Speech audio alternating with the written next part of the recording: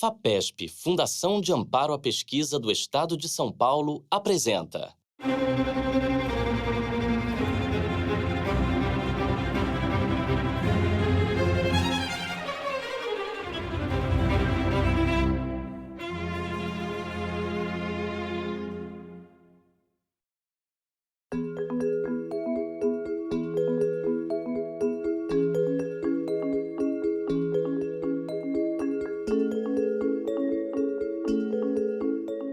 A epilepsia é uma doença que não tem cura, mas que pode ser controlada, pode não ser para sempre. Existem muitos mitos a respeito da epilepsia atualmente. No entanto, nós sabemos que estudando seus mecanismos é possível compreender muito melhor o funcionamento do cérebro.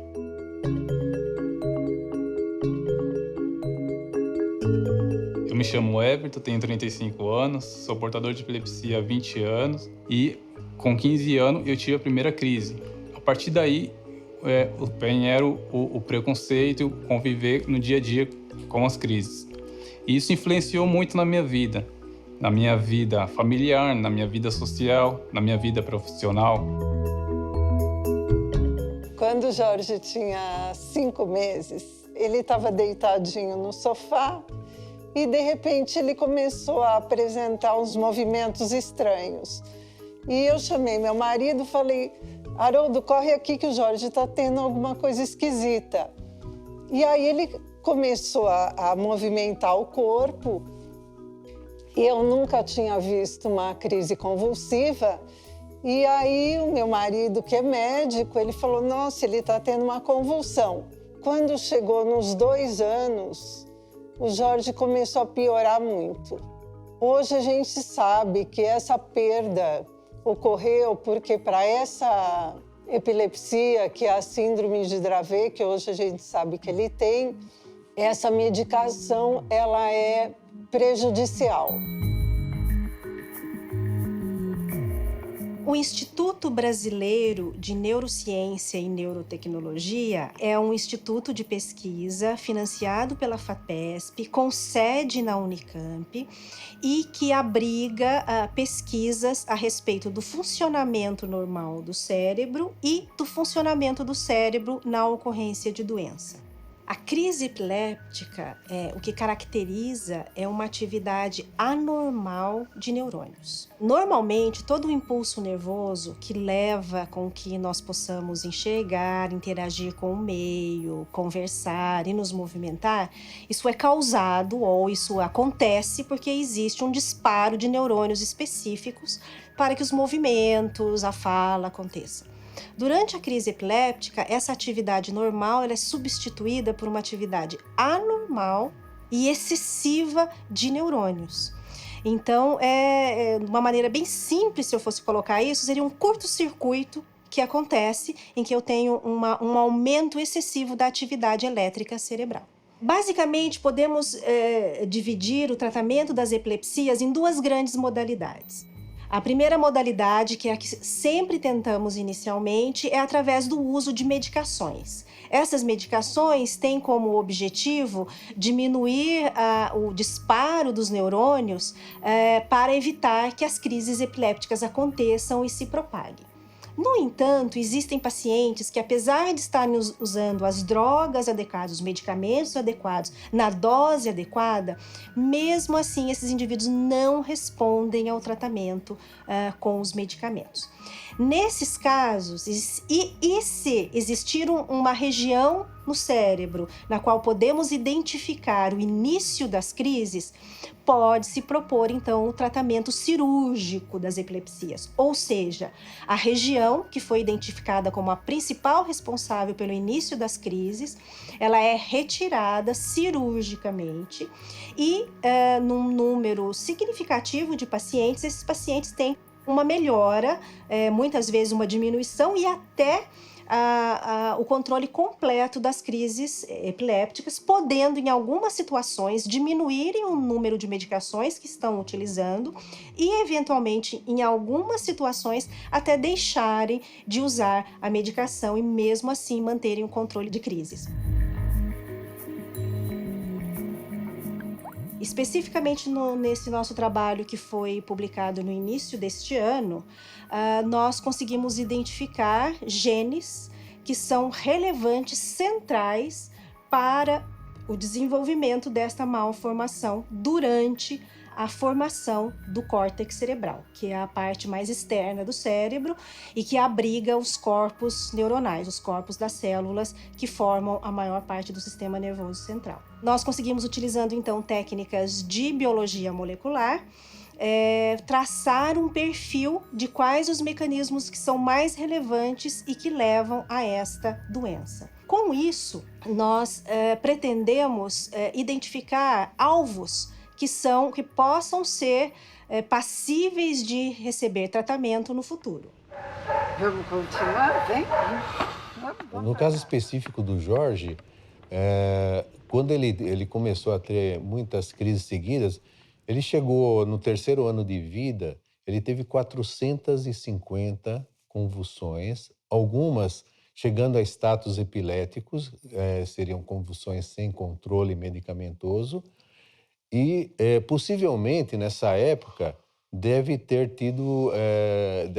afetado o cérebro dele em muitas coisas, a cognição, a parte motora, tudo foi deteriorando. Do 2º para o 3º ano, ele começou a definhar. Ele mal sustentava o tronco e só babava e não sustentava, não andava, não fazia nada.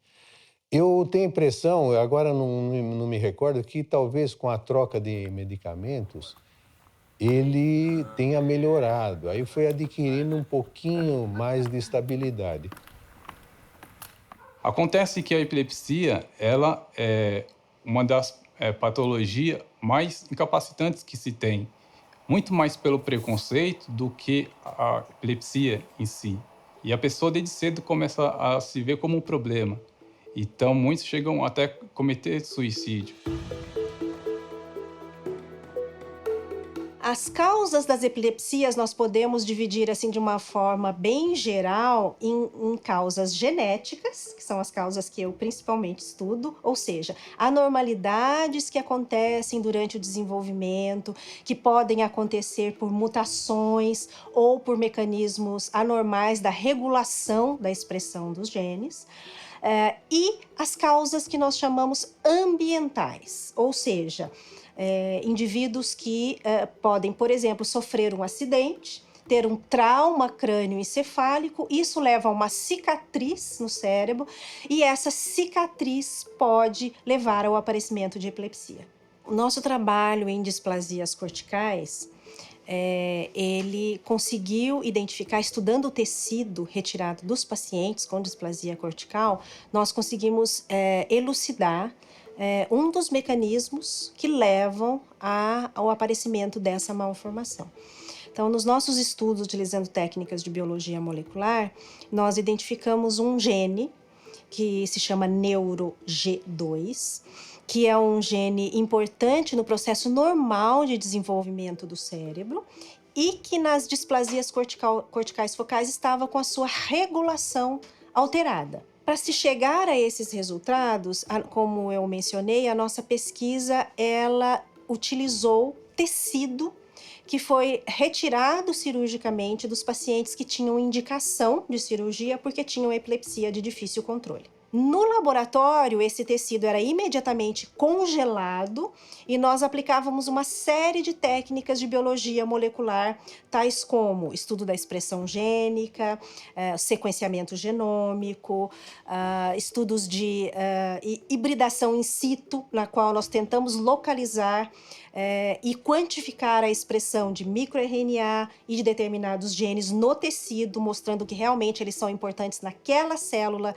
naquele local e naquele tecido. E, obviamente, uma coisa que hoje na área biológica é muito importante, manipulação e as tecnologias de bioinformática que nos ajudam na interpretação dos resultados. Porque cada vez que fazemos um desses estudos de sequenciamento genômico, de sequenciamento para identificar a expressão gênica, nós geramos milhares e milhões de dados.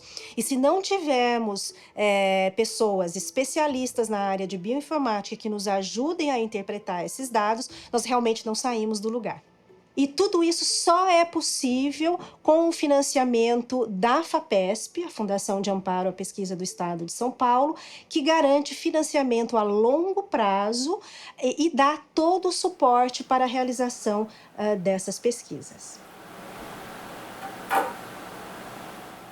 É importante que as pessoas da população geral compreendam e saibam as medidas iniciais de urgência que devem ser tomadas quando presenciam uma crise epiléptica acontecendo em público. Então, a primeira coisa que se deve fazer numa situação dessa é deixar a pessoa que está tendo a crise numa posição confortável. O ideal é deitada no chão, para que ela esteja segura e não corra o risco de cair.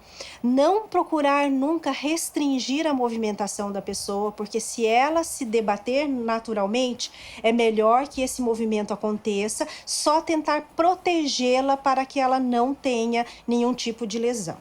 Nunca, em hipótese alguma, se colocar a mão ou qualquer objeto dentro da boca. Então, o que se deve fazer é deixar a pessoa numa posição confortável, com a cabeça ligeiramente inclinada, para que o excesso de saliva possa ser eliminado normalmente. E não existe nenhum risco do indivíduo enrolar a língua, que é geralmente um conceito que se fala muito na população.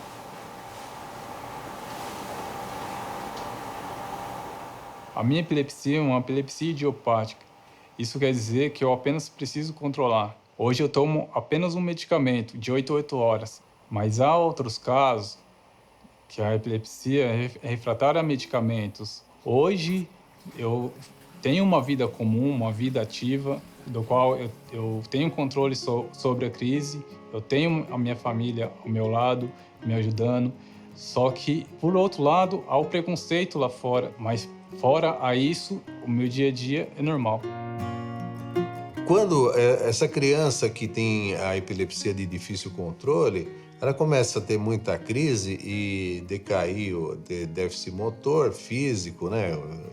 Mental, cognitivo, ela passa a ser problema na época escolar.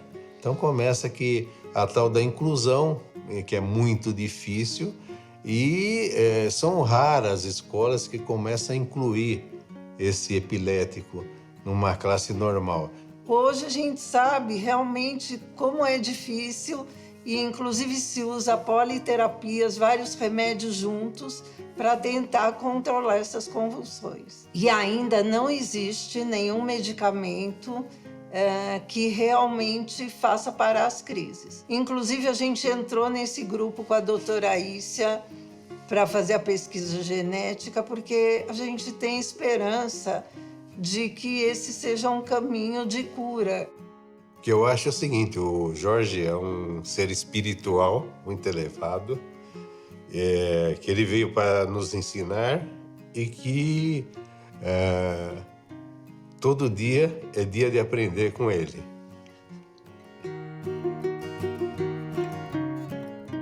As epilepsias são consideradas uma das doenças neurológicas graves mais frequentes.